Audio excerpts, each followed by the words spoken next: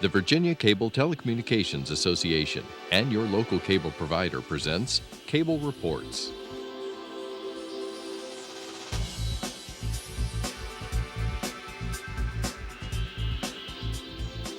Join us now as Cable Reports brings you up to date on current issues facing the Commonwealth through discussions with your local legislators and other policymakers from across Virginia. Welcome to a special edition of Cable Reports brought to you by the Virginia Cable Telecommunications Association. I'm Woody Evans. Today we are featuring several members of the Puller Institute dedicated to former House and Senate member Toddy Puller, who served 24 years in the General Assembly with great distinction. They are junior and senior high school students from the 36th Senate District in Northern Virginia, represented by Senator Scott Serval. While here in Richmond, they are watching the legislative process in both the House and Senate. Some say watching sausage being made, meeting with policymakers, and visiting historical sites. So let's start with Mary. Mary, how are you today? I'm good. You? I'm just great. So what have you been doing since you've been here in Richmond? We've been doing a lot. We've been running all over. There's the Capitol, the Oliver Hill building, the Governor's Mansion, the GAB, the Patrick Henry building. We've been running all over. We started out with the Courts Committee. We met First Lady Dorothy McAuliffe. We were in the Senate chamber. We got introduced, so that was cool. It was about 40 minutes of introductions, so that was crazy. But we've been meeting all sorts of delegates and senators and just learning about the different bills and the processes, and it's been really cool. And this morning we met Governor McAuliffe, and we went on the mansion tour and met the dog. Awesome. Yeah, Guinness is very cute. And then we went to the Finance Committee. So. Great. And Jacob, what's been your favorite activity so far since you've been here in Richmond? Definitely sitting in the Senate gallery and watching the legislative process at work. While we were only there for about an hour and 20 minutes, we did get to see them vote on quite a number of bills. There was some heated debate on a couple of them as well. And even when we had to leave, there were still TVs outside where we were eating lunch that we could still kind of sit in and listen on. That, and then also just meeting with different former and current representatives, and even just in the hallway, like as we were leaving, we saw two senators that we had seen previously throughout the day, and we got a 5-minute conversation with them, just being able to talk to them on a personal level instead of just seeing them on TV or anything like that. It was just very rewarding. Kylie, a great experience for you and your colleagues, it sounds like. Talk to us about some of the topics you're interested in. Well, this program I wanted to go into because I want to go into law. I want to be a lawyer, and I thought what better than learning how bills and laws are passed. And one bill that I was interested in particular was one about how juveniles aren't given parole after doing certain crimes.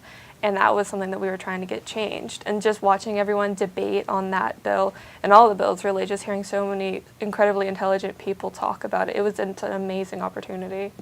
Great. And Malcolm, I understand that you're very interested in that same piece of legislation.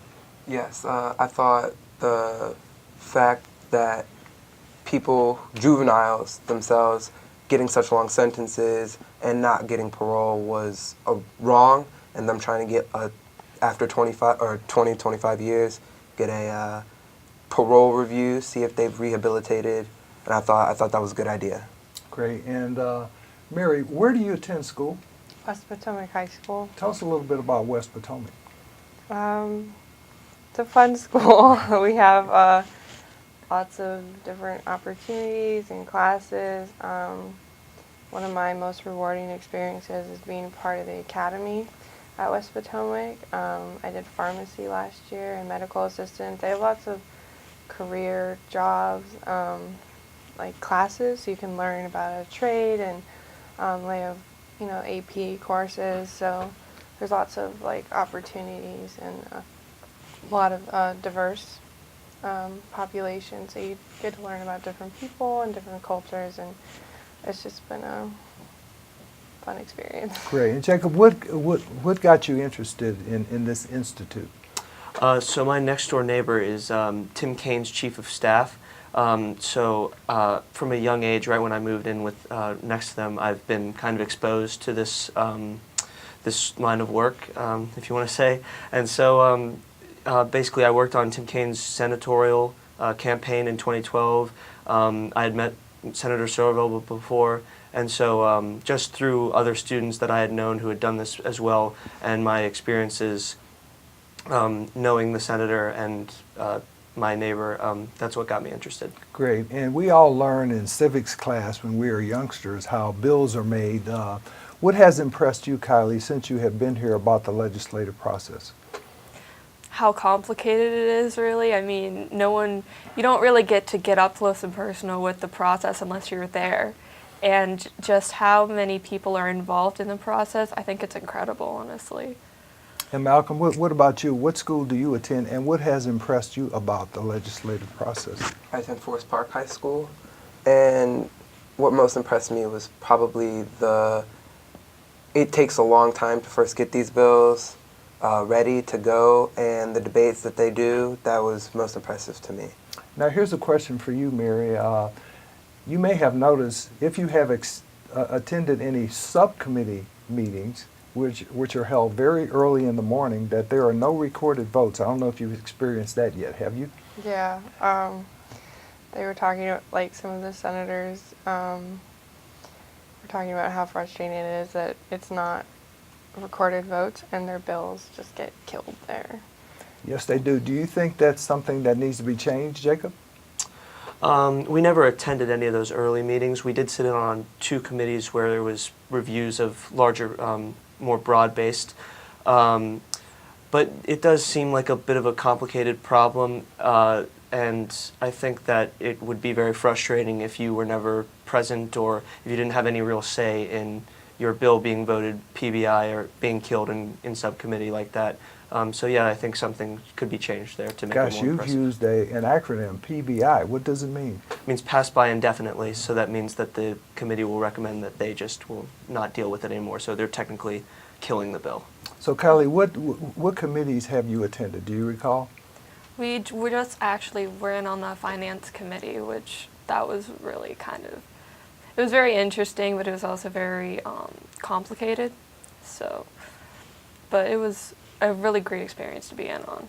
So what interested you most about the Finance Committee?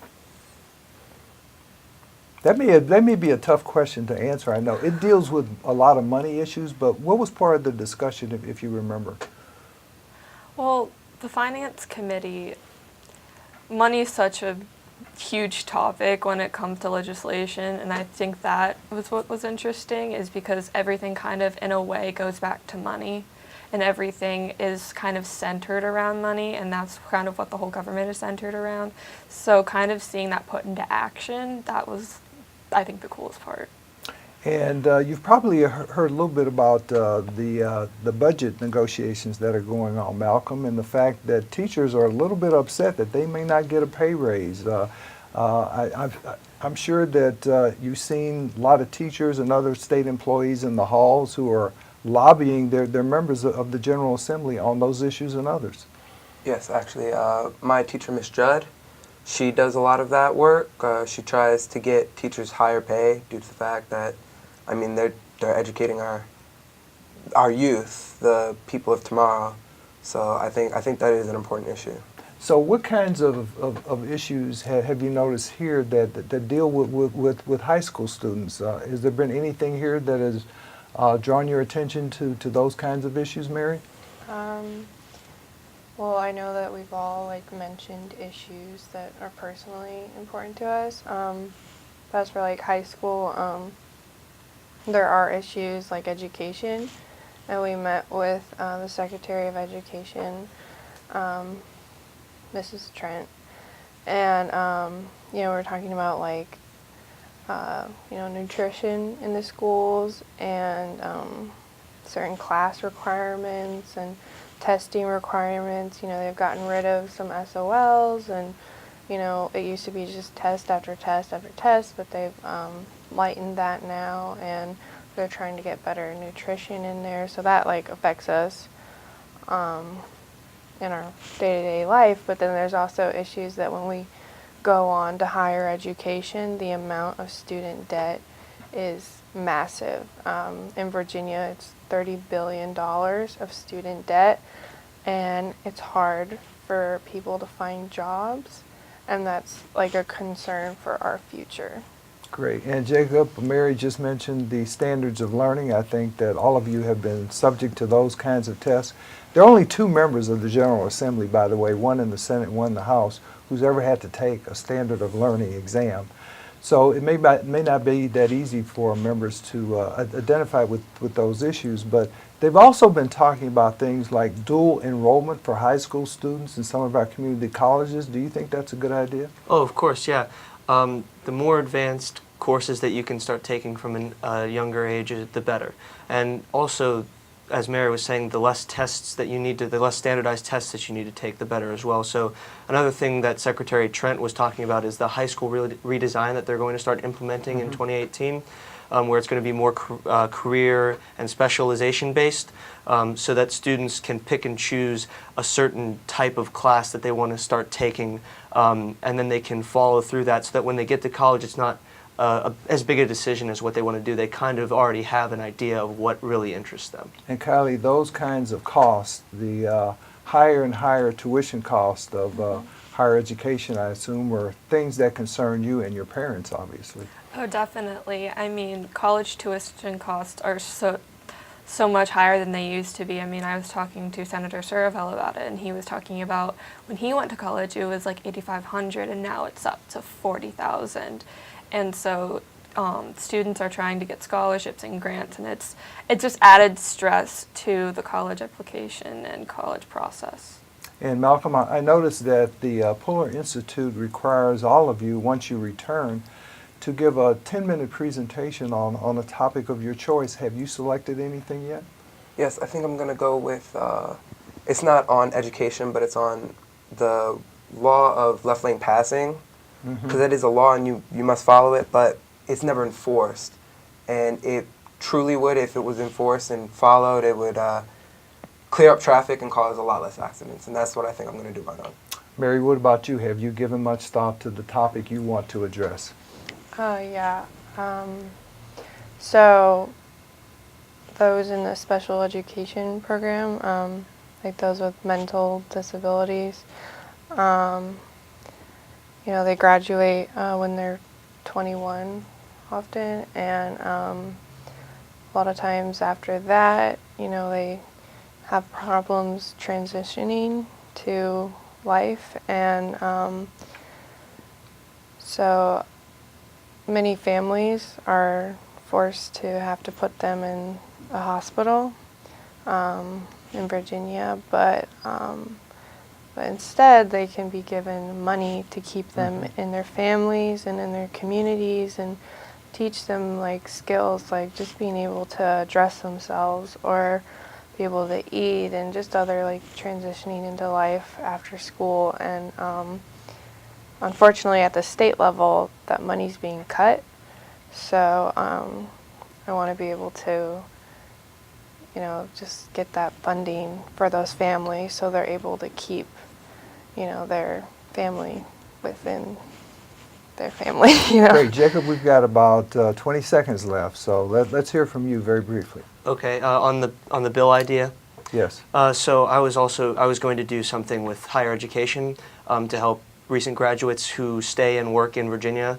I was going to incentivize them to stay and work in Virginia by having companies help pay off their student debt, and companies who would assist their employees who are recent graduates with would be incentivized with tax breaks, basically. Great. Well, congratulations to all 4 of you. The best of luck, and we'll see you again. Thank you, sir. Thank you, sir. Stay tuned. We'll be right back.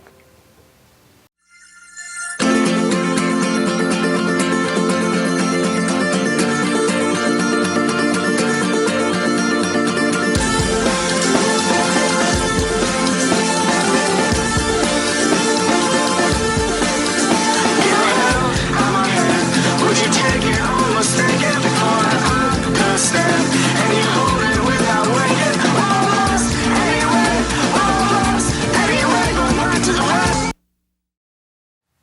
Welcome back to a special edition of Cable Reports featuring members of the Puller Institute. We're pleased to have 4 students with us again, and we'll start with Ian. Ian, tell us, since you've been here in Richmond, what's the most interesting topic or bill that you've been dealing with?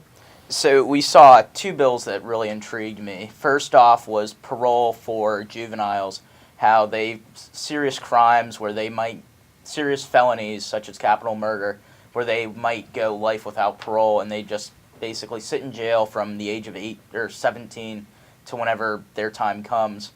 And so they were fighting on 25 years and then parole. And so that was highly contested between the members of the committee and then the people presenting the case to the committee. And hearing everyone come up, there was a psychologist that came up and said something about how brain develops and everything. And then when we were watching the Senate, they had a debate on voter ID laws. And so that's been a hot topic issue, especially with the trend right now after the presidential election, and seeing that work out the state level and seeing go right down party lines of how that played out, and seeing the debate on the floor and all the articulate answers between both sides of the aisle. I thought that was really neat. Great. And Amanda, part of our First Amendment freedoms are is the ability to come lobby members of the General Assembly. You've noticed a lot of people around here since you've been here, a lot of advocacy groups. Talk to us about what you've learned about advocacy groups. Well, as part of the Institute, in our schedule, we met twice with different advocacy groups like VA 21 and like New Virginia Majority, about who works with voting rights, and Prince William Commonwealth. Prince William Commonwealth of Business, and someone for the Teachers Association in Virginia. And it was really interesting hearing about their side of the story, because you always hear about like lobbyists, and there's, I think, a federal law now banning people who are working in the federal level from being lobbyists for 5 years. And since it's been in the news, it's interesting to hear from them about what lobbying is and why they do it. Mm-hmm. Great. And Celia, tell us about the meeting with Governor McAuliffe. It was really great.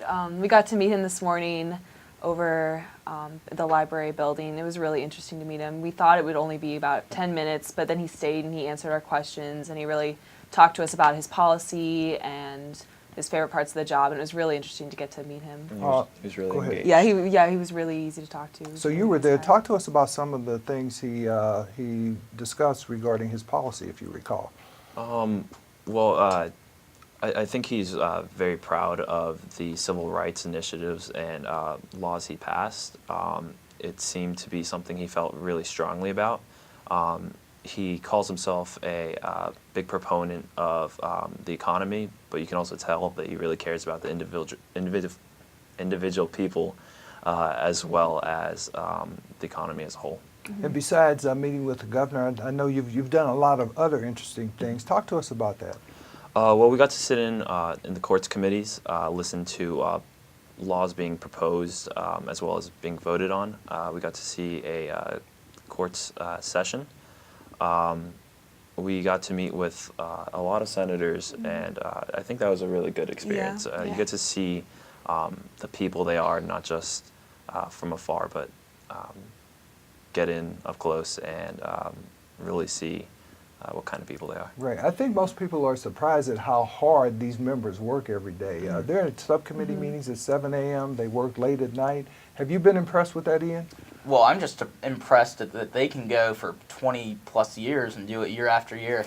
We met with Chris Saxman and Chris Amundsen yesterday, and they said they both served, I think, around 10 years. And it was amazing how what they described, the polarization sometimes, and then working, having to go from their work, their real job, to serving the people. And then when we had dinner with Senator Serval, he said that it's really tough juggling his job as a lawyer, being a part of the family, and then serving his constituents. And it just is amazing how people can do this for 10, 20 years and still want to go back. It shows a lot of dedication and like passion for the job. I think when you see these people who just like, they come back and they put bills in year after year after year, even knowing they're going to be killed in committee, just because they care so much about the cause. Senator Surville was talking a lot about it, about how he puts bills in, Yeah. sometimes just knowing they're going to die just because if there's an off chance that they'll go through, he really, really wants them Or to. really just to raise awareness and get people aware of the issues and aware of these bills, even if they don't get passed, to make sure everyone sees both sides of the argument, open up a debate on the topic. So a lot of it is educating your colleagues who are members and educating the public and advocacy groups before you're even able to come close to passing a bill here. Yeah. Talk to us about what has impressed you as well. Well, I think that was a large part of it. You just see how dedicated each one of these senators is. I think there's a stigma around politicians that they're just out for themselves, but you see these people who they're not getting paid millions of dollars to do this job. They're doing it because they care about their constituents and they care about getting these laws that they believe helps people out there. And Ian, what interested you in the Polar Institute and why did you apply? Well, I just love government and politics. I'm one of the few kids that actually does. I know a person that works with Senator Warner, and so he brought to me just knowing about government. And then my dad, he's always in the news. And then I took AP Government last year, and that really interested me with government even further. But I didn't really know much about state government because where we're from, it's all federal up in Northern Virginia. And so I was like, oh, well, how about I will apply for this and learn more about state government, and that's why I did it. Are you happy you did that? Very happy. And Amanda, what about you? What caused you to apply to the Institute? My AP European teacher sent out like a message over like a remind service about it. He was like, a lot of my students have done this in the past. I think it's an insanely good opportunity. And I feel like you guys should apply. I'll help you through it if you need help. And I looked at it and I was like, oh, that seems really interesting because like I want to go into politics and I want to work in the government when I'm older. And I was like, this would be a really good opportunity for me to see the state level because, as he said, it's very federal up in Northern Virginia. Basically everyone I know has a father or aunt or something who works for the federal government. And I was like, I need to know more about the state level because in the current political climate, that's what's affecting us. And that's what you can do the most to change. And Celia, you can use this experience to educate your family, friends, Yeah. and others about what happens here. Yeah, definitely. It's really important for everyone to be really civically engaged and really active in their communities. And it's the legislation that's passed here is what really affects everybody in their day-to-day lives, not just the federal government, which is more slow-moving than down here. So it's good to learn about state government, local boards of supervisors, city councils, town councils, and other entities like that, I take it, Mark. Yeah, I think this was a great opportunity to see how you can directly affect the laws that will be influencing your life within a week. The change is very rapid, and it's amazing. And Ian, what kinds of issues here at the General Assembly do you think affect you in school? Well, definitely the SOL standards that they pass. Because, Standards of learning. Yes. So we deal with them every day in classroom, and then even just simple traffic laws, and then their tax regulations that we'll soon have to be paying in voter laws. They'll all affect us somehow down the road, and it's more that than something they do up at the federal level. But these impact us on a daily life, like as I paying taxes and voting. Absolutely. And Amanda, those standards of learning, the General Assembly has finally recognized that there are far too many. I'm sure that makes you happy that they're reducing them, but what other issues affect you in terms of what happens here? I think, because we were talking to the Lieutenant Governor yesterday, and he was talking about mental health care reform. And personally, I have a lot of friends who struggle with mental health issues. I've seen it, like, people go down a lot because of school, and I think any mental health care reform that they can issue in schools or mental health, like, provisions in schools would be something that would, like, really affect my day-to-day life. Go ahead. Do you mind if I had something? Sure. And, one of the advocacy groups we met with, VA21, the way they were explaining it was, we are going to be dealing with these laws and the pros and cons that they end up providing us with for the rest of our lives. And we need to be engaged and involved now if we want our future to be something that we dream of now. Great. And Celia, what about you? What kinds of laws do you think that you've learned about now since you've been here that have an immediate impact upon you and your family and friends? On me personally, I don't think we saw any in the committee, like in courts committee or the finances, but they were definitely really interesting to watch. And I was really interested on the floor. I obviously can't vote yet, but watching about the absentee ballot when it got heated, that was really interesting to watch because everybody has different ideas about how to best improve our government and how to best run it, and everyone has their best intentions, and it's really interesting to just watch the debate about that. Do you mind if I say something about Sure. that, Bill? Because we saw it on the Senate floor being voted on, and it got very heated, and there was a lot of discussion. And then today, during our meeting with the governor, Marco asked a question about it and brought it up to the governor, and he told us about his opinion and like what he plans to do with it. And it was really interesting to see like it in the legislative floor and then see where it's going to go in the future. You get to see the entire process from committee Sure. to the Senate floor to the executive office there. It was really interesting. Go ahead, Mark. He also added that he hasn't been provided any known cases within Virginia of voter fraud, which you can see even here. There's a separation between the federal government and the state government and the big issues that we have. So Ian, have you been impressed with the nature and content of the debates that you have observed? Yes, because they bring up every single point, and I'm like, that I never really thought about that. Senator Serval yesterday brought up about pregnant women and then people who are in the hospital or our armed services overseas when they're absentee voting. And I was like, I didn't really think about that when I'm just talking in class with other kids about what their thoughts are on voter ID laws. And it's just interesting how they can come up with every scenario, and they have the exact number on every scenario and how many people are involved and how often it occurs, and it's a lot. Great. Amanda, have you decided what topic or topics that you're going to pursue when you get back in terms of a presentation? It's probably going to be about mental health care in schools, just making provisions for that and working with making legislation so that teachers can be like more lenient with students who they know have like mental health care issues, because I know there's a lot of provisions at least in Fairfax County for like learning disabilities, but there's not many for like depression or anxiety. Great. We're going to have to leave it at that. Congratulations. Thanks for being with us today. Thank you. Thank you. Thank you for watching this special edition of Cable Reports brought to you by the Virginia Cable Telecommunications Association. Until next time, I'm Woody Evans.